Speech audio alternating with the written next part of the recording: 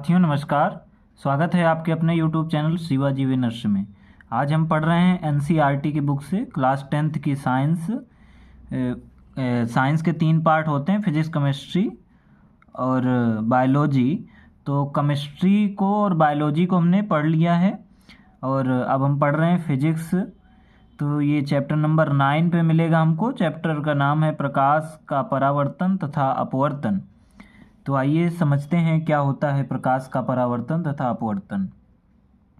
सबसे पहले समझते हैं कि प्रकाश क्या होता है। तो प्रकाश एक प्रकार की ऊर्जा है जिसकी सहायता से हमें वस्तुएं दिखाई देती हैं। तो वस्तुएं हमको किसकी सहायता से दिखाई देती हैं? प्रकाश की सहायता से। और प्रकाश क्या है? एक प्रकार की ऊर्जा है, एनर्जी है। अभी आप कहेंगे कि प्रकाश की सहायता से वस्तुएं कैसे दिखाई देती हैं? तो प्रकाश की सहायता से वस्तुएं ऐसे दिखाई देती हैं कि अगर कोई वस्तु बंद कमरे में हो जहाँ पर प्रकाश की उपस्थिति ना हो, या आप कहें कि रात्रि का समय हो और वहाँ पर प्रकाश ना हो, तो वहाँ पर उपस्थित वस्तुओं को हम देख नहीं पाते हैं। तो कब देख पाएंगे? जब वहाँ पर प्रकाश होगा, यानी किसी वस्तु पर अगर प्रकाश टकराएगा और टकराने के बाद वापस हमारी आंखों तक पहुँचेगा, तभी हम उस वस्तु को देख पाते हैं। इसीलिए हम कहते हैं कि प्रकाश की सहायता से ही हम वस्तुओं को देख पाते हैं। अगर प्रकाश की सहायता न ले पाएंगे तो फिर वस्तु देख नहीं पाएंगे। जैसा कि इसमें हमने कहा कि प्रकाश एक प्रकार की ऊर्जा है, तो आइए देखते हैं ऊर्जा क्या होती है।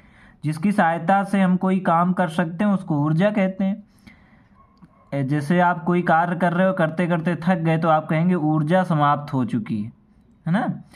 तो ऊर्जा होगी तभी किसी प्रकार का काम किया जा सकता है। कैसे? जैसे हाथ में होती है पेशी ऊर्जा, इसी वजह से हाथ की जो पेशियां होती हैं वो काम तभी करती हैं क्योंकि उसमें पेशी ऊर्जा होती है। अगर पेशी ऊर्जा ना हो तो काम करने में सक्षम नहीं, यानी जिसको हम कहते हैं एनर्जी नहीं है, बॉडी में एनर्जी नहीं है, मतलब ऊर्जा नहीं है, तो लोग काम नहीं कर पाते हैं। जैसे बॉडी को ऊर्जा की आवश्यकता होती है, ऐसे किसी भी कार्य के लिए ऊर्जा की आवश्यकता होती है। हाथ कार्य करता है हमारा तो उसमें पेशी ऊर्जा लगती है। बहते पानी में गतिज ऊर्जा होती है, तभी पानी गति करता है। पानी अगर बह रहा है, अगर एक जगह स्थायी है तो उसमें एनर्जी नहीं है, कुछ कार्य नहीं कर रहा है। लेकिन पानी अगर बह रहा है, कुछ कार्य कर रहा है, तो उसमें ऊर्जा है। कौन सी? गतिज ऊर्जा। और गतिज ऊर्जा उसको गति करने में सहायता करती है। आगे देखते हैं कि प्रकाश के गुण क्या होते हैं। प्रकाश सीधी सरल रेखा में गमन करता है। गमन करता माने गति करता है, चलता है। प्रकाश सदैव कैसी रेखा में चलता है? सीधी रेखा। जब हम टॉर्च लें और उसके टॉर्च को अगर जलाएंगे तो हम देखेंगे कि प्रकाश सदैव सीधी रेखा में जाता है। और प्रकाश विद्युत चुंबकीय तरंग है, इसलिए इसे संचरण के लिए माध्यम की आवश्यकता नहीं पड़ती। प्रकाश कैसी तरंग है? विद्युत चुंबकीय तरंग है। तो कह रहा है इसके संचरण के लिए, संचरण माने एक स्थान से दूसरे स्थान पर जाने के लिए किसी माध्यम या मीडियम की आवश्यकता नहीं होती, यानी हमको किसी भी अन्य चीज की सहायता नहीं लेनी पड़ती। प्रकाश अपारदर्शी वस्तुओं की तीक्ष्ण छाया बनाता है। तो कह रहा है प्रकाश किसकी छाया बनाता है? अपारदर्शी वस्तुओं की तीक्ष्ण छाया बनाता है। अपारदर्शी माने जिसके हम आर पार ना देख सकें, उसको कहते हैं अपारदर्शी। तो अपारदर्शी वस्तुओं की छाया बनाता है। और जो पारदर्शी वस्तुएं होती हैं, यानी जिसके पार प्रकाश चला जाए तो उसके तो आर पार चला जाता है, इस वजह से उसकी छाया नहीं बनाता है। प्रकाश की चाल निर्वात में सबसे अधिक होती है। कितनी होती है? 3 × 10⁸ मीटर प्रति सेकंड होती है। अब हम देखते हैं प्रकाश की चाल की स्थिति कैसी होती है। तो प्रकाश की चाल सबसे अधिक होती है निर्वात में, फिर निर्वात को इंग्लिश में बोलते हैं वैक्यूम, और उसके बाद फिर गैस में, फिर द्रव में, और सबसे कम होती है ठोस में। प्रकाश की चाल सबसे कम किस में होती है? ठोस में। सबसे अधिक किस में होती है? निर्वात में। समुद्र की गहराई में लगभग 200 मीटर तक प्रकाश जाता है। समुद्र की गहराई में 200 मीटर तक नीचे प्रकाश जा सकता है। आइए देखते हैं प्रकाश का परावर्तन या रिफ्लेक्शन ऑफ लाइट क्या होता है। क्या प्रभाव पड़ता है प्रकाश के परिवर्तन से? तो प्रकाश के परिवर्तन में प्रकाश टकरा कर वापस लौट आता है। परावर्तन का मतलब क्या है? कि प्रकाश टकराए और टकरा करके वापस लौटे, तो इसको हम कहते हैं परावर्तन। कोई भी वस्तु परावर्तन के ही कारण दिखती है। क्या बताया? कि कोई भी वस्तु किसके कारण दिखती? प्रकाश के परावर्तन के कारण। अगर प्रकाश का परावर्तन नहीं हो रहा है, परावर्तन का मतलब क्या हुआ? अगर हम इस कलम को देख पा रहे हैं, कलम को देख पा रहे हैं, इसका मतलब है प्रकाश इस पर टकरा रहा है, टकरा करके वापस हमारी आंखों तक पहुंच रहा है। अगर प्रकाश टकरा कर हमारी आंखों तक न पहुंचे तो हम इसको देख नहीं पाएंगे। तो इस बात का उदाहरण ऐसे हम समझ सकते हैं, सिद्ध कर सकते हैं कि ऐसा कैसे आप कह सकते हैं कि प्रकाश टकरा करके वापस आ रहा है। ऐसा इस वजह से क्योंकि आप इसको अंधेरे में नहीं देख सकते। अगर आप कहें कि हम केवल आँखों की सहायता से देख सकते हैं किसी वस्तु को, तो आँखें तो हमारे पास रात्रि में भी होती हैं, जब रूम में प्रकाश ना हो तो भी होती है। तो क्या हम सभी वस्तुओं को देख लेते हैं? नहीं देख पाते। तो उसके लिए हमको प्रकाश की आवश्यकता होती है। किसकी आवश्यकता? प्रकाश की। प्रकाश जाएगा, वस्तु पे टकराएगा, टकरा करके हमारे नेत्रों तक पहुंचेगा, तभी हम उसको देख पाएंगे। इसी वजह से कहा जाता है कि कोई भी वस्तु परावर्तन के ही कारण दिखती है, और परावर्तन उसी कहते हैं, प्रकाश का टकराना और टकरा करके वापस लौटना ही परावर्तन है। ब्लैक होल में परावर्तन नहीं होता है। ब्लैक होल में जब हम देखते हैं तो हमको अंदर उसमें कुछ दिखाई नहीं देता, केवल ब्लैक ही दिखाई देता है। क्यों नहीं दिखता? प्रकाश लगाएंगे फिर भी नहीं दिखेगा, क्योंकि उस पर परावर्तन नहीं होता। प्रकाश जो जाता है कहीं पर भी टकरा करके वापस नहीं लौटता, तो अंदर क्या है, किस प्रकार की स्थिति है, कुछ दिखाई नहीं देती। परावर्तन का सबसे अच्छा उदाहरण होता है दर्पण। दर्पण क्यों होता है? क्योंकि दर्पण पे जब आप प्रकाश डालेंगे तो प्रकाश परावर्तित होकर के वापस फिर से आएगा। दर्पण के निर्माण में क्या क्या होता है? ग्लूकोज मिलाया जाता है, और दर्पण के पीछे AgBr यानी सिल्वर ब्रोमाइड का कलई या फिर पेंट किया जाता है। आपने देखा होगा दर्पण के पीछे कलई किया रहता है। अगर कलई नहीं किया जाएगा तो प्रकाश परावर्तित हो जाएगा। परावर्तित का मतलब परावर्तन तो उसको कहते हैं कि प्रकाश टकराया, टकरा करके वापस लौटा, परावर्तन है। लेकिन प्रकाश का पीछे निकल जाएगा यानी अपवर्तन हो जाएगा। अपवर्तन क्या होता है आगे पढ़ेंगे, हम इसी चैप्टर में पढ़ेंगे। तो प्रकाश अगर पीछे कलाई नहीं होगी तो प्रकाश जाएगा और पीछे निकल जाएगा, तो हम उस पर अपना फेस नहीं देख सकते। दर्पण का प्रयोग क्यों करते हैं? हम दर्पण का प्रयोग करते हैं अपना चित्र देखने के लिए, है ना, अपना ही चेहरा देखने के लिए। तो दर्पण का प्रयोग इसी वजह से करते हैं। और पीछे जब पेंट रहेगा, कलई AgBr कर सिल्वर ब्रोमाइड का कर देंगे, तो प्रकाश जो है टकराएगा, वापस नहीं चला जाएगा, वापस हमारी आंखों पर आएगा, तो वही दर्पण पे चित्र बन जाएगा। प्रकाश के परावर्तन के नियम ये बहुत ही महत्वपूर्ण होता है, और एग्जाम में आने की संभावना भी इसकी काफ़ी अधिक होती है। तो क्या होता है प्रकाश के परावर्तन का नियम? तो आइए समझते हैं। सबसे पहले समझते हैं ये क्या है। ये है हमारा समतल दर्पण, और ये जो आप रेखाएं देख रहे हैं ऐसे खिंची हुई है, ये किया गया है, इस पर कलाई करी गई है, पेंट किया गया। किसका किया जाता है पेंट दर्पण में? आप कहेंगे AgBr सिल्वर ब्रोमाइड का किया जाता है। तो इस पर पेंट किसका किया गया? सिल्वर ब्रोमाइड का। उसके बाद प्रकाश की किरण यहाँ से आई, आप समझ लीजिए जैसे टार्च लगाई गई। प्रकाश की किरण यहाँ से आई और आकर के समतल दर्पण पर टकराई, टकरा करके वापस ऐसे चली गई। क्योंकि इधर तो सिल्वर ब्रोमाइड का कलर हुआ है, पेंटिंग हुई है। अगर सिल्वर ब्रोमाइड का पेंट न होता तो यही प्रकाश बाहर निकल जाता। सिल्वर ब्रोमाइड के पेंट होने की वजह से किरण यहाँ पर आई और आकर के टकरा करके इस तरफ के चली गई। जो किरण आ रही है उसी को कहते हैं आपतित किरण। जो किरण आ रही है उसको क्या कहते हैं? आपतित किरण। और जो किरण आई दर्पण पर टकराई, टकरा करके वापस चली गई, उसको कहते हैं परावर्तित किरण। ओके, अब क्या हुआ फिर? इस पर हमने बीच में क्या डाला? नॉर्मल या फिर अभिलंब। तो अभिलंब क्या होता है? अभिलंब उसको कहते हैं कि कोई सीधी रेखा पर कोई एक सीधी रेखा पड़ी हो, जिसको आप 90 अंश का कोण बनाते होंगे कभी। तो 90 अंश का कोण आपने बनाया हो तो आपने देखा होगा कि वो कैसे बनता है। एक सीधी रेखा ऐसे रहती, उसी के लंबवत सीधी रेखा पड़ी रहती है। जो सीधी रेखा पड़ी है किसी सीधी रेखा पर, उसी को कहते हैं अभिलंब, उसी को कहते हैं लंब, है ना। यानी लंब का मतलब ही होता है कि 90 अंश का कोण बना रहा है। तो ये 90 अंश का कोण बना रहा है, बीच से इस पर अभिलंब पड़ा। अभिलंब पड़ गया जब, तो इसको हमने कहा नॉर्मल और अभिलंब। अभिलंब पड़ने की वजह से एक किरण ये जो आ रही थी आपतित किरण, और ये अभिलंब पड़ा। अभिलंब और आपतित किरण के बीच में एक कोण बना जिसको हम कहते हैं आपतन कोण। आपतित किरण और अभिलंब के बीच का ये कोण बना जिसको आई से प्रदर्शित किया जा रहा है, इसको कहते हैं आपतन कोण, और इसको आई से प्रदर्शित किया गया। आई से क्यों? क्योंकि इसको इंग्लिश में कहते हैं इंसिडेंट रे, तो इसी वजह से आई से इसको प्रदर्शित किया जाता है। उसके बाद अभिलंब के दूसरी तरफ परावर्तित किरण थी, तो अभिलंब और परावर्तित किरण के बीच में जो कोण बना, तो परावर्तित किरण अभिलंब के बीच में तो परावर्तन कोण, आपतित किरण अभिलंब के बीच में तो आपतन कोण, ऐसे याद रखेंगे। आपतित किरण अभिलंब के बीच में आपतन कोण, परावर्तित किरण अभिलंब के बीच में परावर्तन कोण बन गया। और ये था हमारा समतल दर्पण। तो हमने इसमें समझा प्रकाश के परावर्तन के नियम में कि किस प्रकार से प्रकाश की किरण टकराती है, और आपतित किरण क्या होती है, अभिलंब क्या होता है, परावर्तित किरण क्या होती है, आपतन कोण क्या होता है, परावर्तन कोण क्या होता है। अब आइए आगे देखते हैं।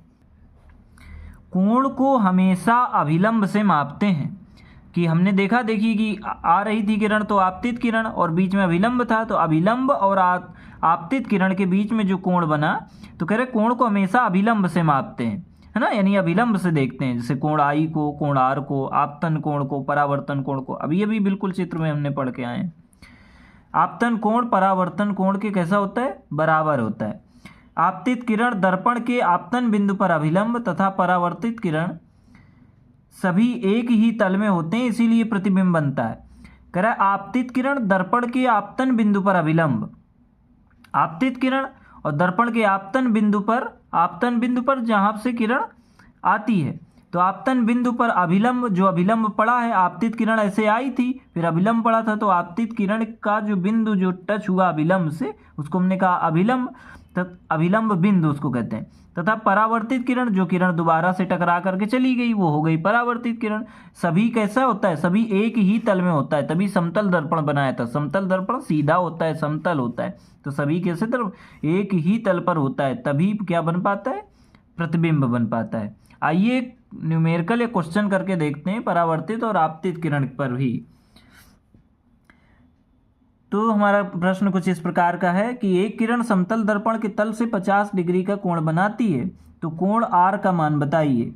आर किसको कहते हैं, परावर्तन कोण को। आइए आर का मान निकाल करके देखते हैं। जैसे कि हमारा चित्र बना हुआ है और ये है हमारा समतल दर्पण, और समतल दर्पण पर हम जानते हैं जो किरण आ रही है उसको कहते हैं आपतित किरण। फिर वही किरण आई और दर्पण पर टकराई, टकरा करके वापस गई, तो उसी किरण का नाम हमने रखा परावर्तित किरण। इस पर अभिलंब पड़ा, आपतन कोण बना। कैसे, आपतित किरण और अभिलंब के बीच का जो कोण होता है उसी को हम कहते हैं आपतन कोण। तो आपतन कोण इस प्रकार से बना, और आपतन कोण को किससे प्रदर्शित करते हैं, आई से।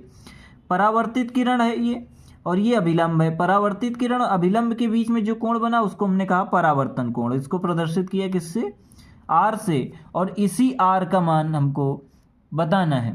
तो आइए देखते हैं। अब यहां पर पहले चित्र में समझने का थोड़ा सा प्रयास करेंगे, क्योंकि इस चित्र में दिया गया है, सवाल में भी हमारे दिया गया है कि किरण समतल दर्पण के तल से 50 डिग्री का कोण बनाती है। तो जो ये किरण है, जो आपतित किरण है, तो ये दर्पण के तल से, ये तल है, ये आपतित किरण है, कह रहा दर्पण के तल से 50 अंश का कोण ये किरण बनाती, कौन सी, आपतित किरण। अब ये 50 अंश का कोण बना रही है अभिलंब और इस किरण के बीच में। अभिलंब और जो ये रेखा खींची हुई दिख रही, ये कितने अंश का कोण है, ये कितने अंश का है, आप कहोगे 90 अंश का है पूरा। अभिलंब से ऐसे आए और ये देखिए रेखा गई समतल दर्पण की, तो कितने अंश का है, 90 अंश का। लेकिन सवाल बता रहा है कि आपतित किरण और जो उसका तल है उसके बीच का कोण 50 अंश है, तो ये 50 का है, ये टोटल 90 का, ये 50 का। तो आई का मान बताना है, तो हमने लिखा कि कोण आई बराबर 90 माइनस 50। कैसे कि पूरा तो 90 का है ना, पूरा कितने का है, 90 का, लेकिन 50 इसमें आपतित किरण और तल के बीच का हो जाता है, तो 90 में 40 घटा दें तो इतने का मान हमको मिल जाएगा। तो 90 में 50 घटाया तो क्या बचा, 40 अंश, यानी कोण आई का मान कितना है, 40 अंश। लेकिन सवाल आई का मान नहीं पूछ रहा, आई तो आपतन कोण है, तो सवाल आपतन कोण का मान तो पूछ नहीं रहा, ये आर का मान पूछ रहा है, यानी परावर्तन कोण का। और अभी अभी हमने नियम पढ़ा था कि आपतन कोण सदैव परावर्तन कोण के बराबर होता है, तो परावर्तन कोण को r से प्रदर्शित करते हैं। तो कोण I बराबर हो गया कोण R के, तो कोण I का मान बेटा हो गया 40 अंश, तो 40 अंश, और कोण R का मान 40 अंश हो गया, तो कोण I कोण R के कैसा हो गया, बराबर। तो इस प्रकार से हमने कोण R का मान निकाल लिया, आंसर आया हमारा 40 अंश। अब हम देखते हैं अपना अगला क्वेश्चन। हमारा अगला सवाल कहता है एक किरण समतल दर्पण के तल से 35 डिग्री का कोण बनाती। ये किरण है, जा रही है, समतल दर्पण का तल ये है, यहाँ से कितने अंश का कोण बनाती, 35 अंश का कोण बनाती है ना। ये 35 अंश देखिए लिखा है। तो आपतित किरण जो किरण आ रही है, आपतित किरण एवं परावर्तित किरण जो किरण जा रही है, परावर्तित किरण के बीच का, कह रहे आपतित किरण और परावर्तित किरण के बीच का इतना पूरा कोण, इसका मान क्या होगा कोण आपतित किरण और परावर्तित किरण के बीच का कोण पूरा कितना होगा। तो अगर हमको पूरे कोण का मान बताना है, तो अगर हम कोण I और कोण R को जोड़ लें तो पता चल जाएगा कि आपतित किरण परावर्तित किरण के बीच का कोण कितना होगा। तो आइए हल करके देखते हैं। तो अब जोड़ना है तो पहले I और R दोनों का मान निकालना पड़ेगा। आइए हल करके देखते हैं। चूंकि हम चित्र पे देख रहे हैं कि आपतित किरण का समतल दर्पण के तल से 35 अंश का कोण है और बीच में ये पड़ा हुआ है अभिलंब। अभिलंब से समतल दर्पण के तल का कोण का मान होता है 90 अंश, ठीक है, क्योंकि ये समकोण बना देता है। अब ये 90 अंश का मान है, ये इतना 35 है, तो ये कितना होगा, तो घटा दें 90 में 35, तो पता चल जाएगा। तुम कोण I का मान निकालेंगे तो 90 में से 35 को घटा देंगे, बचेगा क्या, 55 अंश। 55 अंश आया I का मान। और अभी हमने एक नियम पढ़ा था कि आपतन कोण परावर्तन कोण के बराबर होता है। आपतन कोण यानी कोण I, परावर्तन कोण माने कोण R। कोण I कोण R के बराबर होता है। कोण I का मान हमने निकाला 55, तो कोण R का मान भी कितना हो गया, 55। कोण I कोण R के बराबर होता है, तो दोनों का मान हो गया 55 अंश हो गया। अब ये पूछ रहे हैं कि आपतन कोण परावर्तन कोण दोनों का किरणों के बीच के कितने अंश होगा, तो दोनों को हमको जोड़ना है। तो कोण I में कोण R जोड़ दिया, यानी 55 में 55 जोड़ दिया, क्या है 110, यानी आपतित किरण और परावर्तित किरण दोनों के बीच का कोण होगा कितने अंश का, 110 अंश का। आइए समझते हैं। ये हमारे पास ये एक दर्पण बना हुआ है ना। दर्पण का ये है बायां पक्ष और ये है दायां पक्ष। हम सदैव याद रखेंगे दर्पण कोई भी हो उसके दाएं पक्ष में ही पेंट या फिर कलई करी जाती है। वो भी कलई और पेंट किसका करेंगे, AgBr यानी सिल्वर ब्रोमाइड से कलई किया जाता है। किससे पेंट किया जाता है बेटा, तो आप कहोगे सिल्वर ब्रोमाइड का, या फिर AgBr से ही कलई किया जाता है। कौन से पक्ष में, दाएं पक्ष में। तो यहाँ पर बात ये थी कि ये दर्पण कौन सा है, तो हम देख पा रहे हैं ये है हमारा समतल दर्पण। और समतल दर्पण की वक्रता त्रिज्या कितनी होती, बोले अनंत होती है। फोकस दूरी भी समतल दर्पण की अनंत होती है। आइए देखते हैं समतल दर्पण द्वारा प्रतिबिंब कैसे बनता है और किस स्थिति पे कैसा होता है। समतल दर्पण पर प्रतिबिंब आभासी एवं सीधा होता है। समतल दर्पण पर कैसा प्रतिबिंब होता है, आभासी और सीधा। प्रतिबिंब का आकार वस्तु के आकार के बराबर होता है। प्रतिबिंब का आकार जो बनेगा, जो प्रतिबिंब बनेगा समतल दर्पण पर, वो वस्तु के आकार के बराबर बनेगा। प्रतिबिंब दर्पण के उतने पीछे बनता है जितनी वस्तु की दर्पण से दूरी है। प्रतिबिंब दर्पण के कितने पीछे बनेगा, जितनी वस्तु की दूरी है। अगर समतल दर्पण के सामने कोई वस्तु रखी थोड़ा पास में, तो दर्पण पे आप देखेंगे वो पास ही दिखेगा। आप उसको दूर लेकर के जाते जाइए, तब दर्पण पे प्रतिबिंब जो आप देख पा रहे होंगे वो भी दूर जाएगा और आपको दूर दिखेगा। इसी वजह से लिखा है कि प्रतिबिंब दर्पण के उतने पीछे बनता है, उतने ही पीछे बनता है, कितने, जितनी वस्तु की दर्पण से दूरी है। प्रतिबिंब पार्श्व परिवर्तित होता है। पार्श्व परिवर्तित का मतलब होता है दाएं तरफ वाली चीज बाईं ओर दिखने लगे, बाईं ओर वाली चीज दाईं ओर दिखने लगे। जब आप समतल दर्पण पर कोई वस्तु रखेंगे, कोई चीज देखेंगे, तो दाएं साइड ऐसा लगेगा जैसे बाएं साइड हो प्रतिबिंब पर, है ना। कुछ चीजें दाएं वाली बाईं ओर, बाईं वाली दाईं ओर, ऐसा लगेगा दर्पण पर देखने पर कि ये वस्तु दाईं ओर रखी है, या ये प्रतिबिंब, या आप देखेंगे या फिर ये वस्तु बाईं ओर रखी है, यानी विपरीत। इसी वजह से लिखा है पार्श्व परिवर्तित होता है। पार्श्व परिवर्तित मतलब कि दाईं साइड वाली चीज़ें बाईं ओर दिखने लगे, बाएं वाली दाईं ओर दिखने लगे। वस्तु की चाल से प्रतिबिंब की चाल दुगनी होती है। वस्तु की चाल से प्रतिबिंब की चाल दुगनी होती है का मतलब है कि जैसे समतल दर्पण पर हम कोई चीज़ देखेंगे और उस पर कोई आगे से गाड़ी आ रही तो प्रतिबिंब पर चाल दोगुनी दिखेगी। कैसी चाल? दोगुनी। जैसे गाड़ी जितने, कोई बच्चा खेल रहा हो, आपके घर पे सामने दर्पण हो, समतल दर्पण हो अगर, तो वो कोई गाड़ी चलाए तो जितनी स्पीड से चल रही होगी उससे दुगनी चाल प्रतिबिंब पर दिखेगी, है ना। पूरा शरीर देखने के लिए शरीर का 1/2 लंबाई के दर्पण की आवश्यकता होगी। अगर हम एक ही दर्पण पर अपना पूरा शरीर देखना चाहें तो कह रहा शरीर का 1/2 लंबाई का अगर दर्पण हो तो हम उस पर पूरे शरीर को देख सकते हैं। 1/2 का मतलब क्या होता है? आधा, है ना। 1/2 का मतलब आधा। जितनी लंबाई है अगर उसकी आधी लंबाई का दर्पण हो तो हम उस पर अपना पूरा शरीर देख सकते हैं, या कोई भी वस्तु देख सकते हैं अगर आधी लंबाई का उस दर्पण हो तो। आइए देखते हैं समतल दर्पण पर किसी वस्तु का प्रतिबिंब किस प्रकार बनता है, किस प्रकार से बन रहा है। ये है हमारा समतल दर्पण। हमने सीखा और समझा है कि सदैव हम दाएं पक्ष में ही कलई या पेंट करते हैं। किसका करते हैं? तो आप कहेंगे AgBr सिल्वर ब्रोमाइड का करते हैं। ये है हमारा समतल दर्पण। इसके सामने एक वस्तु रखी है जिसका नाम हमने रखा है AB, ठीक है। वस्तु रखी हुई है AB, इसका प्रतिबिंब दर्पण पे बन रहा है A', B' के नाम से हमने इसके प्रतिबिंब को रखा है ना। आप देखेंगे दर्पण पे तो अंदर की ओर ही दिखेगा ना, तो इस वजह से वस्तु हमको ऐसा लग रहा है कि जैसे ये दर्पण है, ये सामने वस्तु रखी, प्रतिबिंब यहाँ पर बन रहा है। वस्तु के ये जिसका नाम हमने AB रखा है, ये किरण गई और इसने समतल दर्पण पर टकराई। ये किरण टकराने के बाद वापस जो लौटी तो यहाँ पर बना, किरण जो गई तो उसको तो बोला आपतित किरण, यानी बना आपतन कोण, और जो टकरा करके वापस गई उसको बोले परावर्तित किरण। और ये बीच में पड़ा जो अभिलंब, तो अभिलंब और परावर्तित किरण के बीच में जो कोण बना उसको बोला हमने परावर्तन कोण। क्या बोला? परावर्तन कोण। और ये U क्या है? ये U है समतल दर्पण से वस्तु की दूरी। तो ये V क्या है? समतल दर्पण से जो प्रतिबिंब कितनी दूर दिख रहा है, ये वो दूरी है। तो ये थी समतल दर्पण की स्थिति, और कुछ इस प्रकार से चित्र बनता है उसका, ये प्रतिबिंब बनता है समतल दर्पण पे।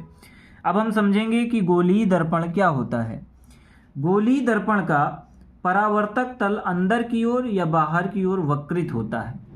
गोलीय दर्पण का परावर्तक तल अंदर की ओर या बाहर की ओर गोलीय होता है। गोलीय दर्पण को आप ऐसे समझ सकते हैं कि जो चीज़ गोल है उसी को कहते हैं गोलीय दर्पण। कोई दर्पण है जो गोल है, फिर उसको हमने काटा तो फिर वो उस प्रकार से उसको शेप दिया गया, तो कई 2 प्रकार के दर्पण, उत्तल दर्पण और अवतल दर्पण में परिवर्तित हुआ। तब अभी हम उसको देखेंगे। तो हम समझ रहे थे बेटा गोलीय दर्पण। गोलीय दर्पण के 2 भाग होते हैं। एक का नाम होता है जिसको कहते हैं उत्तल दर्पण, और एक भाग होता है जिसको हम कहते हैं अवतल दर्पण। क्योंकि हमने समझा था कि गोलीय दर्पण क्या होता है। गोलीय दर्पण एक गोला होता है ना। गोलीय दर्पण क्या होता है? गोला। तो जो इस तरफ का भाग है, जो इस तरफ का भाग है उसे उत्तल दर्पण, जो इस तरफ का भाग है उसे अवतल दर्पण। आइए विस्तार से समझेंगे और समझने का प्रयास करेंगे कि हम कैसे पहचानेंगे कि कौन सा दर्पण उत्तल है और कौन सा दर्पण अवतल है। उत्तल दर्पण जो होता है कह रहा इसका परावर्तक पृष्ठ बाहर की तरफ उभरा होता है। कह रहा जो उत्तल दर्पण होता है इसका परावर्तक पृष्ठ, बेटा परावर्तक पृष्ठ किसको कहते हैं? दर्पण के जिस ओर प्रकाश की किरण टकराएगी, जब प्रकाश की किरण को टकराया जाएगा यानी प्रकाश की किरण डाला जाएगा उस पर, तो जिस ओर टकराएगी तो कह रहा है उसका उसी को कहते हैं परावर्तक पृष्ठ। इधर टकराएगी तो कह रहा है परावर्तक पृष्ठ। बाहर की तरफ उभरा होता है। यहाँ पर जब ये दर्पण है, मान लीजिए उत्तल दर्पण है, यहाँ पर जब प्रकाश किरण डालेंगे तो जहाँ पर टकरा रहा है इसको हमने कहा परावर्तक पृष्ठ। तो ये परावर्तक पृष्ठ बाहर की ओर उभरा है ना, बाहर की ओर निकला हुआ है, तो इसी वजह से इसको कहते हैं उत्तल दर्पण। यानी जो उत्तल दर्पण कौन होता है? जिसके परावर्तक पृष्ठ बाहर की ओर उभरा हो उसको हम उत्तल दर्पण कहते हैं। अच्छा, एक और तरीका होता है। सवाल करते समय अगर आपको कभी पहचानने में समस्या हो कि उत्तल दर्पण कौन है, तो आप उसको ऐसे करिए। ये मान लीजिए दर्पण है, दर्पण को, इसको ये एक किसी गोले का ही तो भाग है, किसी गोले का भाग है। अगर इस गोले को आपसे कह दिया जाए पूरा कर दो, तो आप इसको ऐसे करके ऐसे घुमा दोगे। ये कौन सा साइज है? आप कहेंगे ऐसे घुमाने पर इसको बोलते हैं क्लॉकवाइज, यानी घड़ी की दिशा में घुमा रहे हैं। तो जब घड़ी की दिशा में घुमा करके गोली दर्पण पूर्ण हो रहा हो तो उसको कहते हैं उत्तल दर्पण, और अगर घड़ी की विपरीत दिशा में घुमा करके पूरा हो तो उसको बोलते हैं अवतल दर्पण। ये ट्रिक केवल सवाल लगाने में काम करेगी, बाकी ओरिजिनल दर्पण जो हम देखेंगे तो उस पर हम यही चीज़ चेक करेंगे कि परावर्तक पृष्ठ बाहर की तरफ उभरा हो, बाहर की तरफ निकला हो, जहाँ से प्रकाश टकरा रहा है तो बाहर की तरफ उभरा है तो उत्तल दर्पण कहते हैं। आइए देखते हैं कि अवतल दर्पण क्या होता है। तो कह रहा है इसका परावर्तक पृष्ठ अंदर की तरफ उभरा होता है। परावर्तक पृष्ठ इसका कैसा होता है? अंदर की ओर। जैसे दाईं ओर तो हम पेंट करेंगे, तो ये दायां, ये दर्पण है, इसके दाईं ओर तो हमने क्या कर दिया? पेंट कर दिया, कलई कर दिया। किसका किया बताओ? AgBr यानी सिल्वर ब्रोमाइड का किया। अब जब दाईं ओर पेंट कर दिया तो बाईं ओर प्रकाश किरण डालेंगे, बाईं ओर डाल रहे प्रकाश, तो क्या है? ये अंदर की तरफ धसा है। जो इसका परावर्तक पृष्ठ कैसा है? अंदर तरफ। बोले इसका परावर्तक पृष्ठ अंदर की तरफ उभरा होता है, इसको अवतल दर्पण कहते हैं। अवतल दर्पण नेगेटिव होता है, उत्तल दर्पण पॉजिटिव होता है। आइए हम कुछ सवाल करके देखते हैं। करें नीचे दिया गया दर्पण उत्तल है या अवतल है, और इसकी वक्रता, त्रिज्या व फोकस दूरी धनात्मक होगी या फिर ऋणात्मक होगी, इस बारे में बताना है। अभी अभी बिल्कुल हम पढ़ करके आए कि उत्तल दर्पण क्या होता है और अवतल दर्पण क्या होता है, तो उसी बात को ध्यान में रखते हुए इस सवाल को हमको हल करना है। हम देख रहे हैं हमारे पास एक ये दर्पण बना हुआ है, तो दर्पण को बताना है कि उत्तल है कि अवतल। तो हमने पढ़ा है सदैव कि जो दर्पण होता है उसके दाएं पक्ष में हम क्या करते हैं? कलई करते हैं, पेंट करते हैं। किसका करते हैं? AgBr सिल्वर ब्रोमाइड का करते हैं। तो पेंट हो गया बेटा दाएं पक्ष में। अब जब दाएं पक्ष में पेंट हो गया तो जो परावर्तक पृष्ठ है वो किस ओर बना? बायां पक्ष परावर्तक पृष्ठ बना। प्रकाश की किरण टकराएगी, ये जो परावर्तक पृष्ठ है अंदर की तरफ धसा हुआ है, अंदर की तरफ उभरा है।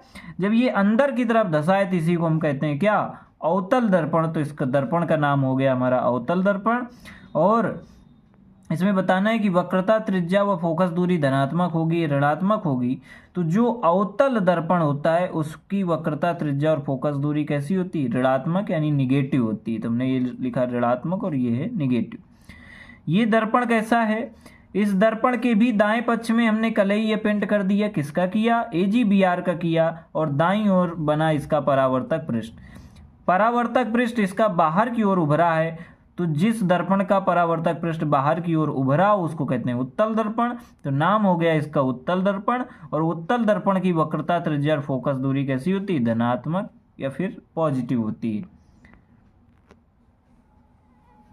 आइए समझते हैं गोलीय दर्पण में सामान्यतः प्रयुक्त होने वाले कुछ शब्द, जो शब्द हमको यहाँ पर प्रयोग किए जाते हैं अधिकतर गोलीय दर्पण पे, तो उसको समझते हैं। बेटा गोलीय दर्पण हमने समझा है कि गोलीय दर्पण का नाम ही गोलीय दर्पण है, यानी जो गोल हो। तो ये दर्पण देखिए गोल है, ठीक है। गोलीय दर्पण ये गोल है, गोल। और हम एक चित्र बनाया करते थे गणित में जिसको हम बोलते थे क्या? गोली, उसको बनाते थे, हम बोलते थे उसको वृत्त बोलते थे। वृत्त में एक केंद्र होता था, ऐसे ही ये गोलीय दर्पण है, इसका भी एक केंद्र होता है। तो यहाँ पर केंद्र जो है उसको हमने उसको रखा है C, और उसको हम कहते हैं वक्रता केंद्र। क्या कहते हैं बेटा? वक्रता केंद्र। ये गोलीय दर्पण है। इस ओर जो होता है, इधर क्या होता है? ये जैसे गोलीय दर्पण है, ये वक्रता केंद्र है। वक्रता केंद्र से होती हुई एक रेखा ऐसे खींची जाती इस तरफ, इसको बोलते हैं वक्रता त्रिज्या। इसको किससे? R से प्रदर्शित करते हैं। लिखा है यार, यहाँ से यहाँ तक की दूरी क्या है? वक्रता त्रिज्या। तो वक्रता केंद्र, और ये जो वक्रता केंद्र से होकर के वक्रता त्रिज्या गई, तो यहाँ पर जो परिधि के बीच में बिंदु पर जहाँ से टच हुई ये वक्रता त्रिज्या, वहाँ पर एक बिंदु होता है जिसको हम कहते हैं P। क्या कहते हैं? P। P किसको कहते हैं? ध्रुव को, पोलर को। ये ध्रुव है, इंग्लिश में इसी को पोलर कहते हैं। केंद्र से पोलर तक की दूरी, केंद्र से वक्रता केंद्र से ध्रुव तक की दूरी को वक्रता त्रिज्या कहते हैं, है ना। वक्रता त्रिज्या के बीच में होता है फोकस बिंदु। ये फोकस बिंदु क्या होता है कि प्रकाश जब परावर्तक पृष्ठ पर टकराता है, टकरा करके वो जो किरणें जाती हैं वो जिस बिंदु पर मिलती है उसको बोलते हैं फोकस का बिंदु। तो ये फोकस बिंदु होता है।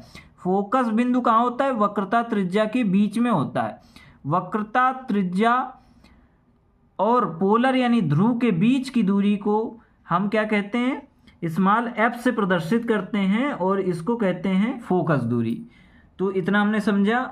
और इसके द्वारक होते हैं। द्वारक का मतलब होता है कि जैसे ये गोलीय दर्पण है, तो हमने ये समझा था कि गोलीय दर्पण के दो भाग होते हैं, एक तरफ तो बन जाता है उत्तल दर्पण और एक तरफ बन जाता है अवतल दर्पण।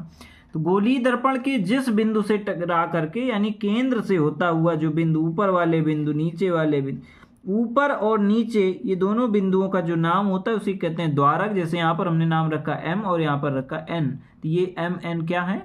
इस गोलीय दर्पण के द्वारक हैं। आइए परिभाषा सहित समझते हैं कि क्या होते हैं गोलीय दर्पण के कुछ मुख्य शब्द। तो ध्रुव क्या होता है? गोलीय दर्पण के परावर्तक पृष्ठ के केंद्र को दर्पण का ध्रुव कहते हैं। ध्रुव को प्रायः P अक्षर से निरूपित करते हैं। अभी हमने चित्र में समझा था पोलर और ध्रुव किसको कहते हैं? P से प्रदर्शित कर रहे थे। इन्होंने कहा कि गोलीय दर्पण है बेटा, के परावर्तक पृष्ठ के केंद्र यानी गोलीय दर्पण होता है गोल गोल, उसके बीच में होता है एक उसका केंद्र। क्या होता है? केंद्र। तो कह रहे केंद्र को दर्पण का ध्रुव, गोलीय दर्पण के परावर्तक पृष्ठ, गोलीय दर्पण ऐसा होता है, इसका बीच में होता है केंद्र। गोलीय दर्पण का परावर्तक पृष्ठ कौन होता है? जो इसकी परिधि है, जो किनारे का भाग है। कह रहे परावर्तक पृष्ठ के बीच का भाग उसको कहते हैं ध्रुव या फिर पोलर कहते हैं। इसको P अक्षर से निरूपित करते हैं। अभी हमने चित्र से भी इसको समझा था। अब हम समझेंगे मुख्य अक्ष क्या होता है। गोलीय दर्पण के ध्रुव तथा वक्रता केंद्र से गुजरने वाली एक सीधी रेखा को मुख्य अक्ष कहते हैं। मुख्य अक्ष क्या होता है? वक्रता केंद्र जो केंद्र था उससे और ध्रुव तक होने वाली पूरी जो बड़ी सी रेखा होती है उसको मुख्य अक्ष कहते हैं। यानी इस तरफ वाले भी परावर्तक पृष्ठ और इस तरफ वाले परावर्तक पृष्ठ दोनों में जब टच होती है वक्रता केंद्र से जाती हुई रेखा तो उसी को हम कहते हैं मुख्य अक्ष। और यह दर्पण के ध्रुव पर क्या होती है? अभिलंब होती है। वक्रता केंद्र क्या होता है? गोलीय दर्पण का परावर्तक पृष्ठ एक गोले का भाग है, इस गोले का केंद्र है, इसे C से प्रदर्शित करते हैं। वक्रता केंद्र क्या है? गोले का केंद्र है ना, उसको किससे? C से प्रदर्शित करते हैं। जो गोले का केंद्र है वही वक्रता केंद्र है। वक्रता त्रिज्या क्या होती है? गोलीय दर्पण का परावर्तक पृष्ठ जिस गोले का भाग है उसकी त्रिज्या दर्पण की वक्रता त्रिज्या कहलाती है। इसे अक्षर R से प्रदर्शित करते हैं। कैसे? जैसे हमने गोलीय दर्पण भी देखा था। गोलीय दर्पण पे वक्रता केंद्र से परिधि तक की दूरी को ही कहते हैं वक्रता त्रिज्या। द्वारक भी हमने समझा था। देखिए हमको चित्र पे समझने का प्रयास अधिक करना चाहिए, क्योंकि चित्र पर समझ लेंगे तो ये परिभाषाएं हम अपने आप से बना करके भी लिख लेंगे, है ना। इसको रटना नहीं, बिल्कुल रटना नहीं, समझना है। और ये तो केवल हमारी सहायता के लिए है ना, कि पढ़ करके हम समझें, रटें नहीं इसको। तो समझें किसको? चित्र को समझें और इसको पढ़ करके थोड़ा उस पर अप्लाई कर लें। गोलीय दर्पण के परावर्तक पृष्ठतल की वृत्ताकार सीमा रेखा का व्यास दर्पण का द्वारक कहलाता है। इसे mn से दर्शाया जाता है। अभी हमने चित्र में देखा था, mn से द्वारक को दर्शाया गया था। आइए देख फोकस दूरी क्या होती है। तो गोलीय दर्पण के ध्रुव तथा मुख्य फोकस के मध्य की दूरी को फोकस दूरी कहते हैं। गोलीय दर्पण का ध्रुव यानी P जिसको पोलर कहते थे, और गोलीय दर्पण का ध्रुव और मुख्य फोकस के मध्य, मुख्य फोकस जो फोकस बिंदु होता था उसके बीच की दूरी को हम फोकस दूरी कहते हैं। इसे अक्षर स्मॉल f से प्रदर्शित किया जाता है। तो बेटा जो मुख्य फोकस होता था, हमने देखा था जो मुख्य फोकस बनता था वो कहाँ बनता था? त्रिज्या के आधे पर, त्रिज्या के बीचों बीच, वक्रता त्रिज्या के बीचों बीच। यानी क्या मतलब हुआ? जो वक्रता त्रिज्या की आधी होती है फोकस दूरी, तभी लिखा गया f, यानी फोकस दूरी बराबर r/2, यानी त्रिज्या की आधी होती है। r/2 का मतलब क्या होता है? आधा कर देना। देखिए परिभाषा से ही और चित्र से ही ये फार्मूला बना है। तो f बराबर हो गया r/2, 2 का f पे मल्टीप्लाई कर दिया तो आ गया 2f और बराबर बचा r, तो r बराबर बचा क्या बेटा? 2F बचा। ये नोट एक लिखा है, इसको भी हम समझेंगे। लिखा है दर्पण और लेंस की क्षमता डायोप्टर से मापी जाती है। बोले ऑप्शनल पे पूछा जाएगा, प्रश्न आएगा आपके एग्जाम पे कि दर्पण और लेंस की क्षमता निम्न में से किससे मापी जाती है। कई ऑप्शन दिए रहेंगे, उसमें एक डायोप्टर भी दिया रहेगा, तो आप किस पर सही का टिक करेंगे? डायोप्टर पे, कि डायोप्टर सही है और डायोप्टर से ही दर्पण और लेंस की क्षमता को मापा जाता है। आइए देखते हैं गोलीय दर्पण। दो प्रकार का होता है, एक उत्तल और दर्पण और एक अवतल दर्पण। ये तो हमने भी समझा भी था। अवतल दर्पण का किरण आरेख एवं उपयोग। आइए समझते हैं अवतल दर्पण का क्या उपयोग और क्या क्या किरण आरेख क्या होता है, कैसे होते हैं, देखते हैं। ये है हमारा अवतल दर्पण, और ये अवतल दर्पण पर देखिए ये दर्पण बना हुआ है, तो दर्पण के दाईं ओर इस पर पेंट या कलाई किया गया है। फिर क्या हुआ है, बड़े गौर से समझिएगा। ये है इसका वक्रता केंद्र। वक्रता केंद्र से जा रही जो किरण है, ये जो किरण है इसको कहते हैं मुख्य अक्ष। मुख्य अक्ष क्या होता है? जो वक्रता केंद्र से जा रही, तो ये मुख्य अक्ष है। ये मुख्य अक्ष है। यहाँ पर से दूसरी किरणें जा रही, तो जो दूसरी किरण जा रही है और ये दूसरी किरण जो दर्पण पर टकरा रही, तो दर्पण पर टकराई और टकरा करके जो परावर्तित हुई, परावर्तित होकर के ऐसे इस तरफ आ गई। ऐसे ही ये किरण गई, टकराई, ऐसे आ गई। मुख्य अक्ष के बाद नीचे देखेंगे, इधर से गई तो ये गई और इधर टकराई, फिर ऊपर चली गई, इधर टकराए वापस। तो क्या देख पा रहे, ये जो जितनी रेखा जाती हैं सब टकरा करके किस बिंदु से? इस बिंदु से, जिस बिंदु से गुजर रहे हैं इसी को कहते हैं मुख्य फोकस। फोकस बिंदु कहते हैं इसको। मुख्य फोकस से टकरा करके जा रही है, यानी प्रतिबिंब इसका मुख्य फोकस पर बन रहा है। और अच्छा, आप कहेंगे कहाँ से आ रही, किस पर टकरा रही? ये एक वस्तु रखी है, कहाँ पर बेटा? अनंत पर। डॉट डॉट से दर्शाया गया, नहीं, कोई वस्तु अनंत पर रखी हुई है।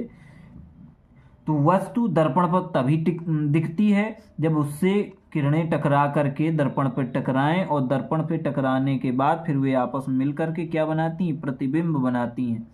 तो ये वस्तु है, इस पर प्रकाश की किरण पड़ती, तो इस वस्तु पर प्रकाश की किरण पड़ेगी, भाई प्रकाश चाहिए, इस वस्तु पर प्रकाश की किरण पड़ेगी, जिससे इस वस्तु से वो किरणें टकराएंगी, फिर वो किरण टकरा करके इस दर्पण पर जाएंगी, फिर दर्पण से टकरा करके वो किरण जाएंगी, तो कहाँ पर प्रतिबिंब बनाएगी? मुख्य फोकस पर। तो जिस बिंदु पर मिल रहे हैं उसी को हम कह रहे हैं मुख्य फोकस। तो ये वस्तु कहाँ पर रखी? अनंत पर। अब आइए इसका उपयोग समझते हैं। ये तो था किरण आरेख। अवतल दर्पण के किरण आरेख को हम अभिसारी भी कहते हैं। अभिसारी क्यों कहते हैं? देखिए, दो शब्द होते हैं, एक अभिसारी होता है, एक अपसारी होता है। अभिसारी मतलब होता है जहां एक जगह पर, एक स्थान पर ध्यान केंद्रित किया जाए, केवल एक चीज पर फोकस किया जाए, उसको कहते हैं अभिसारी। तो जो अवतल दर्पण होता है केवल एक जगह पर ध्यान केंद्रित कर रहा है, केवल एक बिंदु पर सभी किरणें टकरा रही, तो अभिसारी कहते हैं। सोलर कुकर में इस दर्पण का प्रयोग किया जाता है। कैसे? जो सोलर कुकर होता है बेटा, उस पर ऊपर अवतल दर्पण लगा रहता है। सोलर मतलब सूर्य के प्रकाश से ही चलेगा, तो उस पर अवतल दर्पण। अब उसको जब हम सूर्य पे प्रकाश की उपस्थिति में रख देते हैं तो किरणें आती हैं सूर्य से, आकर के उस अवतल दर्पण पर टकराती हैं। टकराने के बाद वो मुख्य, उस जितनी भी किरणें आएंगी, जितने भी टकराएंगी, सब मुख्य फोकस पर जाकर के मिलेंगी, तो एक ही बिंदु पर मिलेंगी। तो एक ही बिंदु पर मिलने की वजह से क्या होगा कि यहीं पर प्रतिबिंब बनाता है। जब एक ही बिंदु पर सभी किरणें मिलेंगी तो सूर्य पर कितना प्रकाश होता है, कितनी एनर्जी होती, तो वहां पर एक अच्छी सी एनर्जी उत्पन्न हो जाती है, और उस सोलर कुकर का हम प्रयोग कर पाते हैं। उस पर जो चाहे भोजन बना सकते हैं, अच्छा अच्छा सा पकवान। प्रज्वलक के रूप में भी हम इसका प्रयोग करते हैं अवतल दर्पण का। प्रज्वलक मतलब जैसे दर्पण लगा करके आपको कोई, आपने कभी देखा होगा पेज जलाते हैं, तो अवतल दर्पण का ही प्रयोग करेंगे। क्यों? क्योंकि उस पर जितनी किरण बनेगी सब एक ही जगह पर मुख्य फोकस पर पड़ेगी, और मुख्य फोकस पर पड़ने की वजह से उस पर अग्नि उत्पन्न हो जाएगी, प्रज्वलक का कार्य करेगी। टार्च की हेडलाइट में भी अवतल दर्पण का प्रयोग करते हैं। क्यों?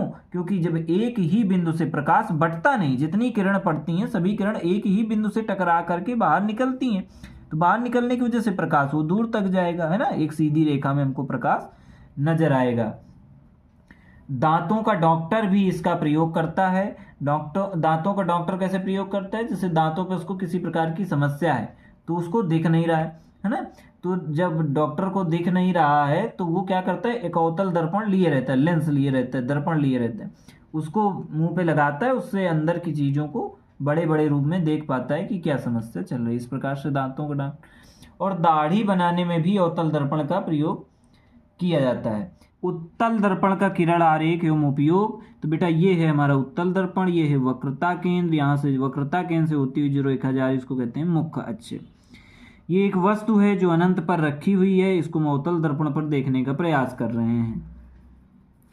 ये है दाईं ओर हमने देखी, इस पर कलई कर रखी, पेंट कर रखा है मुख्य अक्ष, और ये वस्तु जो अनंत पर रखी है इससे किरणें जा रही, ये किरण गई यहाँ पर टकराई, टकरा करके बेटा कहाँ गई, ये ऊपर की ओर चली गई। ये किरण गई ऐसे टकराई, ये इधर चली गई, इधर टकराई, इधर आ गई, इधर टकराई, इधर आ गई। इस पर हम क्या देख रहे हैं, इसकी किरणें जो उत्तल दर्पण पर टकराती हैं बेटा एक बिंदु पर नहीं मिलती, ये अलग अलग बिंदु पर मिल जाती।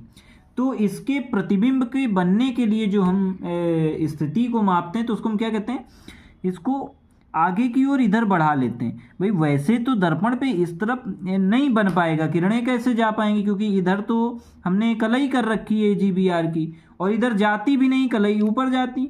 लेकिन हमको मुख्य फोकस दर्शाने के लिए हम इसकी किरणों को डॉटेड लाइन से बढ़ा करके चेक कर रहे हैं कि यहाँ पर फोकस बन सकता है। तो इस स्थिति इस प्रकार की होती है। और अवतल दर्पण पर हमने देखा था कि एक ही बिंदु पर फोकस बिंदु बन जाता है, लेकिन यहाँ पर अलग अलग दिशाओं में जाता है। उत्तल दर्पण को अपसारी दर्पण कहते हैं, जैसा कि हम अवतल में हमने पढ़ा था कि एक अभिसारी अवतल अभिसारी होता था चूंकि एक ही बिंदु पर फोकस कर देता था, और उत्तल अपसारी है क्योंकि ये विभिन्न दिशाओं में और इसका जो किरणें हैं जाती हैं। स्ट्रीट लाइट में अपसारी दर्पण का ही यानी उत्तल दर्पण का ही प्रयोग होता है। स्ट्रीट लाइट माने जो गलियों में लाइटें लगी रहती हैं, आपने देखी होंगी, है ना, तो रात्रि में स्वयं से ही जलती हैं और वो जलने लगती हैं। तो स्ट्रीट लाइट में इनका प्रयोग किया जाता है, क्यों? क्योंकि ये दर्पण ये जो है प्रकाश को फैला करके प्रयोग करती हैं। एक दो बेटा होता है टार्च, टार्च में अवतल दर्पण प्रयोग किया जाता है, क्योंकि टार्च जलाएंगे तो दूर तक का चीज देखना चाहेगा, तो इस वजह से उसमें अवतल दर्पण लगाते हैं। लेकिन स्ट्रीट लाइट में उत्तल दर्पण लगाते हैं क्योंकि प्रकाश जब ऊपर से आए और नीचे फर्श पर रोड पर पड़े, जब सड़क पर पड़े, स्ट्रीट पर गली पर पड़े, तो क्या होगा फिर, तो कह रहा है प्रकाश फैल करके दिखाए, दूर दूर तरफ किरणें जाए, पूरे रोड तरफ प्रकाश दे। इस वजह से स्ट्रीट लाइट में किसका प्रयोग करते हैं, उत्तल दर्पण का। बड़ी इमेज को छोटा देखने के लिए भी उत्तल दर्पण का प्रयोग किया जाता है, तो क्योंकि ये बड़ी इमेज को छोटा कर देता है ना, जब एक जगह पर बनाएगा तो फोकस उसका अत्यधिक तेज होगा, उसका जो है ना बड़ा दिखेगा उसका प्रतिबिंब। लेकिन जब उत्तल का प्रयोग करेंगे तो किरणों के प्रकाश को इधर उधर कर देगा, जिसकी वजह से बड़ी इमेज भी छोटी कर देगा। साइड सिरा के रूप में लिखा है, इसका मतलब ये है कि साइड मिरर लगा रहता है ना, किस पर, कार में, बाइक में साइड मिरर लगा रहता है, जिससे हम पीछे की ओर की गाड़ियां देखते हैं कि कौन सी गाड़ी आ रही, क्या किस प्रकार से आ रही, तो वहाँ पर उत्तल दर्पण लगा रहता है। और उत्तल दर्पण लगने का फायदा ये होता है कि जो पीछे से गाड़ी आ रही है उसका एक बिंदु पर फोकस उत्तल दर्पण बनाता नहीं है, विभिन्न दिशाओं में बनाता है। तो होता क्या है कि जैसे बहुत बड़ा वाहन आ रहा है तो उसको देखने से फिर डर नहीं लगता। अगर आप बाइक से जा रहे हैं, पीछे अगर अवतल दर्पण लगाया गया हो तो फोकस एक ही बिंदु पर तेजी से बना देगा, जिसकी वजह से वही छोटा वाहन भी है या कुछ बड़ा है तो बहुत अधिक बड़ा दिखने लगेगा और उससे भयभीत होकर के यात्री को नुकसान हो सकता है ना। इस वजह से उत्तल का प्रयोग करते हैं कि आपको वो चित्र दिखे विभिन्न विभिन्न दिशाओं और आप सावधानी पूर्वक चलें। आइए समझते हैं दर्पण सूत्र के बारे में, और ये दर्पण सूत्र हमको न्यूमेरिकल सॉल्व करने में बहुत हेल्प करने वाला है, तो इसको गौर से समझेंगे। दर्पण सूत्र होता है 1/v + 1/u = 1/f। इसमें v क्या होता है, प्रतिबिंब की दूरी है, प्रतिबिंब जो बनता है उसकी दूरी। u होता है बिंब की दूरी, बिंब क्या होती है, जो वस्तु है उसको बोलते हैं बिंब, है ना, जो वास्तविक वस्तु जिसका हम प्रतिबिंब बनवा रहे हैं उसको बोलते हैं बिंब की दूरी, यानी बिंब है, जो वस्तु देख रहे हैं वो बिंब है। f क्या है, फोकस दूरी है। आइए देखते हैं प्रकाश का अपवर्तन। अपवर्तन का अर्थ है आर पार जाना। परावर्तन को मतलब क्या है कि परावर्तन टकरा करके आता था उसको बोलते हैं परावर्तन। अपवर्तन है कि प्रकाश आर पार चला जाए तो उसको बोलते हैं हम अपवर्तन। अपवर्तन का मतलब है आर पार जाना। तो अपवर्तन की क्रिया निम्नलिखित में होती है। किस किस में होती है अपवर्तन क्रिया? गैस में होगी, द्रव में होगी और ठोस में भी होगी अपवर्तन की क्रिया। गैस में उदाहरण देखते हैं, जैसे तारों का टिमटिमाना वायुमंडल में अपवर्तन के कारण होता है। तारों का टिमटिमाना यानी टिमटिमाता कैसा है तारा? तारा जो होता है ना वो आपस में, या आप देखेंगे उसको आराम आराम से ऐसे से हिलता हिलता दिखेगा। ये जो हल्का हल्का सा हिलता हुआ दिखता है उसी को बोलते हैं टिमटिमाना। तो क्यों टिमटिमाता रहता है?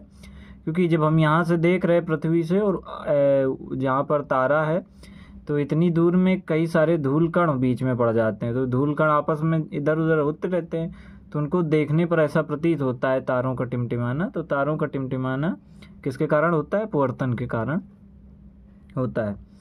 द्रव में जल से भरी बाल्टी में सिक्का का उठा हुआ दिखना।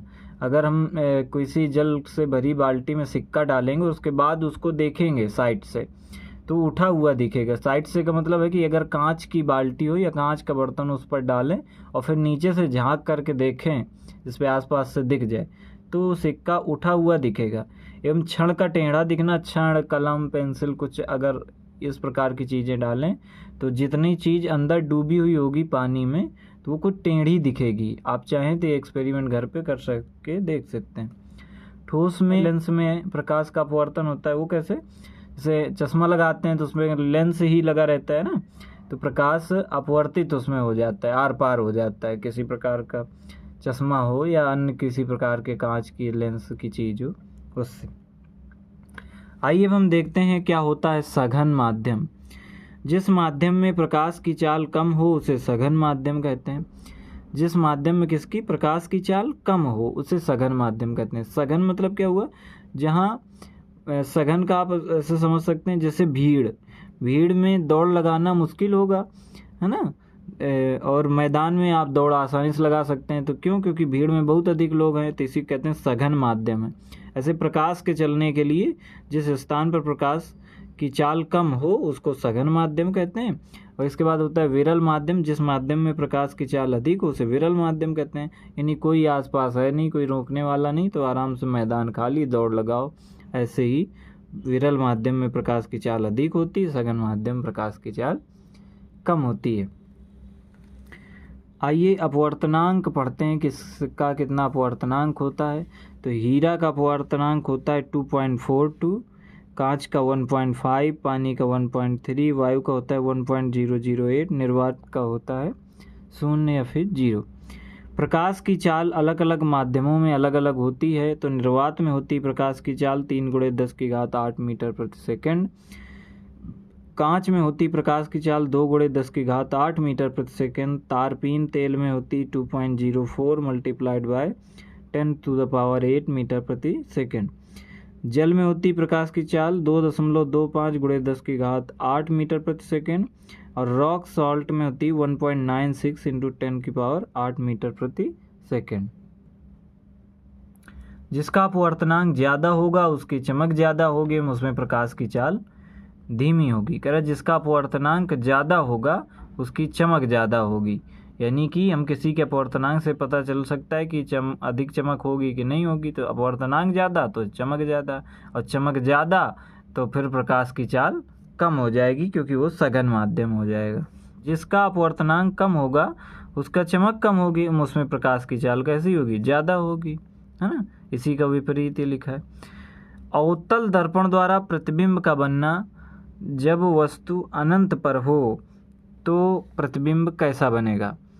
बोले जब वस्तु अनंत पर हो। किस पर? कौन से दर्पण पे? अवतल दर्पण पे। ये हमारा अवतल दर्पण है, ये वस्तु अनंत पर है, तो ये हमारा कौन सा है? मुख्य अक्ष है। ये प्रकाश जा रहा है, ये इधर से किरण जा रही है और ये अवतल दर्पण के पृष्ठीय तल पर टकरा रही है। टकरा करके मुख्य फोकस पर इसके जो अब किरण हो रहा है मिल रहा है ना। तो किरण यहाँ पर मुख्य फोकस पर मिल रही, तो कह रहा है कि किस प्रकार का प्रतिबिंब बनेगा। तो प्रतिबिंब फोकस पर बनेगा, यानी फोकस पर मिल रही तो प्रतिबिंब कहाँ बनेगा? फोकस पर। और अत्यधिक कह रहा है छोटा बनेगा। अवतल दर्पण चीज़ों को छोटा कर देता है ना, तो अत्यधिक छोटा बनेगा, लेकिन वास्तविक बनेगा और उल्टा बनेगा। आइए देखते हैं जब वस्तु वक्रता के अनंत के बीच रखी गई हो।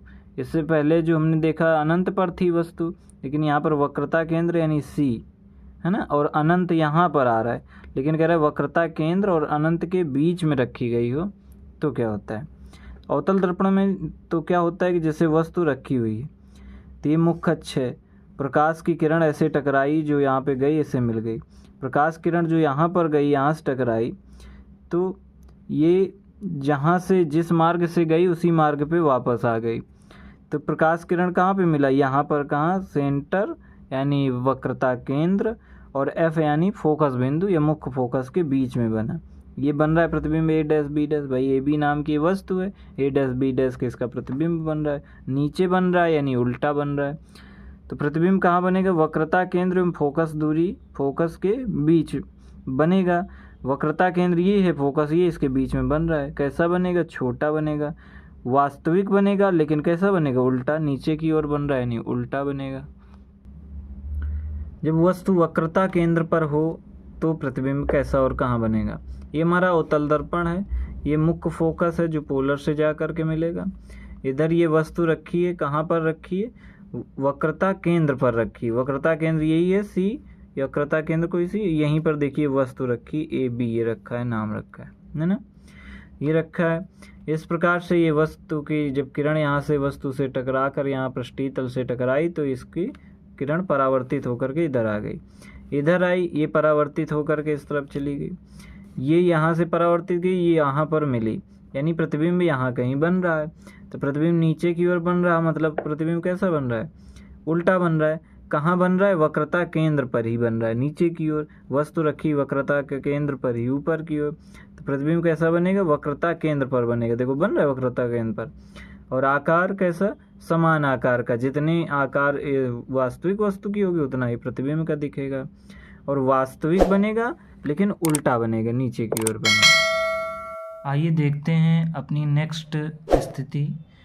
चौथी स्थिति होती है कि जब वस्तु वक्रता केंद्र और फोकस के बीच हो, यानी वक्रता केंद्र और फोकस के बीच हो। वक्रता केंद्र कहाँ है, ये C बिंदु जहाँ पर है ये वक्रता केंद्र का बिंदु बना है, ये C लिखा है, यानी ये वक्रता केंद्र है। फोकस कहाँ है, जहाँ F बना है। तो वक्रता केंद्र ये है, फोकस ये है, इन दोनों के बीच में ये वस्तु है जिसका नाम रखा गया है AB। तो जब वस्तु वक्रता केंद्र और फोकस के बीच हो तो प्रतिबिंब कैसा बनता है। जब वस्तु वक्रता केंद्र और फोकस के बीच होती है तो हम देखते हैं कि ये किरण जो यहाँ पर जा रही है, यहाँ से टकरा करके इस तरफ वापस लौटी, और फिर उसके बाद क्या हुआ, ये यहाँ पर वापस लौटी, यहाँ पर इसने काटा, और इस बिंदु से जब ये किरण गई और ये टकरा करके यहाँ पर गई थी, इन दोनों किरणें जो टकरा करके गई यहाँ पर काटी, यानी प्रतिबिंब जो बना क्या बना, A डैश B डैश बना। यानी प्रतिबिंब किस प्रकार का बनता है, वक्रता केंद्र से दूर बनता है, वस्तु से बड़ा होता है। ये यहाँ पर आपको बराबर दिख रहा होगा, लेकिन ये वस्तु से बड़ा होता है। प्रतिबिंब कैसा होता है, जब वस्तु वक्रता केंद्र और फोकस के बीच होगी तो प्रतिबिंब वक्रता केंद्र से दूर बनेगा, वस्तु से बड़ा बनेगा, वास्तविक बनेगा और उल्टा बनेगा। आइए देखते हैं अपनी अगली स्थिति। अगली स्थिति है कि जब वस्तु फोकस पर रखी हो, कहाँ पर रखी हो, फोकस पर ही रखी हो। फोकस यानी F, ये है फोकस पर वस्तु रखी हुई है, इसका नाम हमने रखा है AB। और ये किरणें देख रहे हैं हम, जब फोकस पर वस्तु रखी होती तो किरण ये आपस में मिलती नहीं है, दोनों किरणें अलग अलग जा रही और ये दूर जाएंगी, मिल नहीं रही।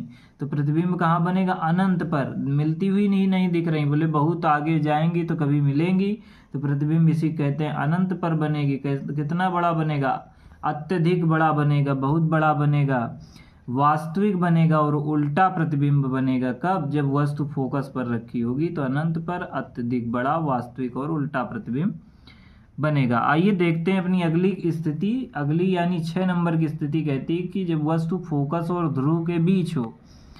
ध्रुव यानी पोलर, यानी P और फोकस F, इन दोनों के बीच में यहाँ पर ये वस्तु रखी हुई है।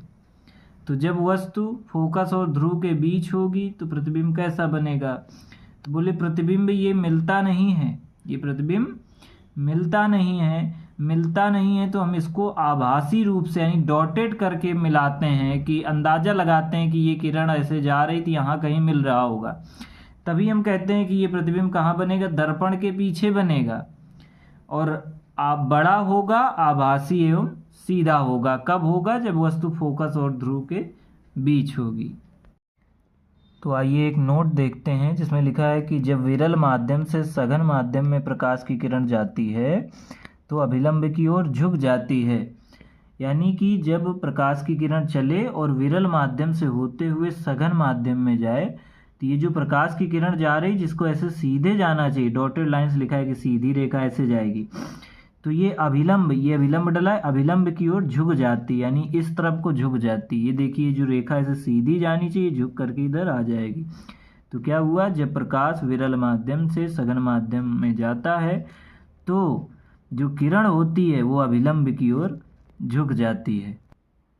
दूसरा इंपॉर्टेंट नोट लिखा है कि जब प्रकाश की किरण सघन माध्यम से विरल माध्यम में प्रवेश करती, अभी हमने पढ़ा था कि विरल से सघन में जाती, अब हम पढ़ रहे हैं कि जब सघन माध्यम से विरल माध्यम में प्रवेश करती है तो अभिलंब से दूर चली जाती है। जब प्रकाश तो क्या होता है, जब प्रकाश की किरण सघन माध्यम से विरल माध्यम में जाती है तो अभिलंब से दूर हट जाती है। अभिलंब है, अभिलंब ये है, तो सीधी रेखा ऐसे जा रही थी तो ऐसे आना चाहिए, और ये अभिलंब है, तो जैसे ही सघन माध्यम से ये विरल माध्यम में प्रवेश करी तो इसको ऐसे जाना चाहिए, तो अभिलंब से और दूर हट गई थी, ये किरण ऐसे निकल गई, है ना।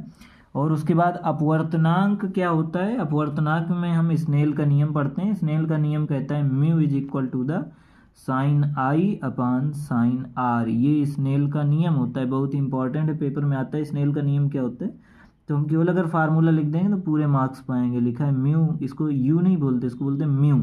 म्यू बराबर sine I upon sine R. देखते हैं उत्तल लेंस और अवतल लेंस के बारे में, क्या होता है उत्तल लेंस और अवतल लेंस।